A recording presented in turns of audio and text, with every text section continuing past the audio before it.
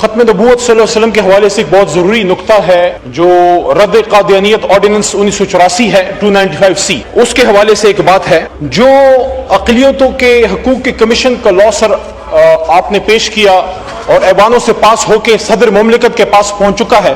صدر صاحب نے ابھی اس پہ دستخط نہیں کیے. میں اپنی طرف سے بھی یہ ریکویسٹ صدر صاحب کو کروں گا اور پیپلز پارٹی کے ہمارے دوست بیٹھے ہیں کہ سب سے آگے حضور صلی اللہ علیہ وسلم کی ختم نبوت اور ان کی شان رسالت ہے، اس سے آگے کچھ نہیں ہے. تو وہ تب تک اس پہ سائن ابھی نہ کریں جب تک اس میں سے کچھ تصحیح نہ کر لی جائے. اور وہ کیا ہے وہ محترم لاء منسٹر صاحب کے نوٹس میں لانا چاہتا ہوں. اس پہ آپ علماء کرام سے بھی بیٹھیے. مولانا صاحب آج نہیں ہے لیکن ان کی جماعت کے لوگ بھی بیٹھے ہیں، وہ اس پہ زیادہ جو ہے ورسٹ ہیں ختم نبوت کے حوالے سے. مولانا فضل الرحمان صاحب، ہماری جماعت اور ہم سب کے ایک طرح کے جذبات ہیں. وہ نقطہ میں آپ کے سامنے رکھتا ہوں، وہ یہ ہے کہ ہم سب اقلیتوں کے حقوق کے ساتھ ہیں. کل 11 اگست تھا اور 11 اگست وہ دن ہے جناب اسپیکر صاحب جب قائد اعظم نے برملا یہ کہا کہ بے شک ملک دین کے نام پہ بنا ہے لیکن اس میں حقوق سب کو یکساں ہوں گے اور کسی بھی غیر مسلم کے حقوق کو کوئی بھی سلب نہیں کر سکتا. We stand for that. لیکن جہاں ہم اقلیتوں کے حقوق کی بات کرتے ہیں وہاں اس قانون میں محترم اسپیکر صاحب ایک اوور رائڈنگ ایفیکٹ دی گئی ہے. اوور رائڈنگ ایفیکٹ یہ ہے کہ پچھلے جتنے قوانین ہیں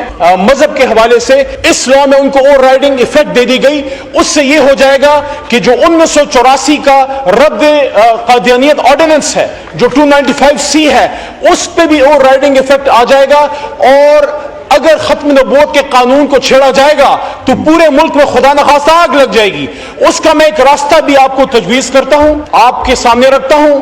آپ ہمارے ساتھ بیٹھیے، علماء کرام کو بھی ساتھ بٹھائیے اور میں سمجھتا ہوں کہ دیر زویل اگر نیک نیتی ہے 1 سیکنڈ میں مسئلہ حل ہو جائے گا. اور وہ یہ ہے کہ جس میں سیکشن 35 آپ نے اس لاء میں سر ڈالا ہے اور وہ یہ ہے کہ overriding effect the provisions of this act shall have effect notwithstanding anything inconsistent therewith contained in any other law for the time being in force.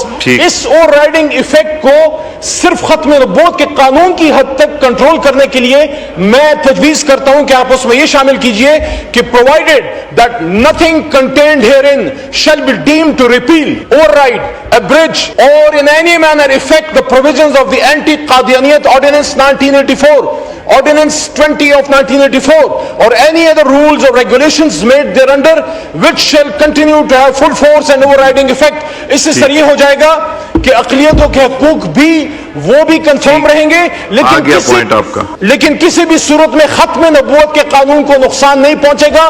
جو بین الاقوامی NGOs کا ایجنڈا ہے کہ کسی بھی صورت میں ختم نبوت کے قانون کو چھیڑا جائے، IMF کا کیا کام ہے اس کے ساتھ؟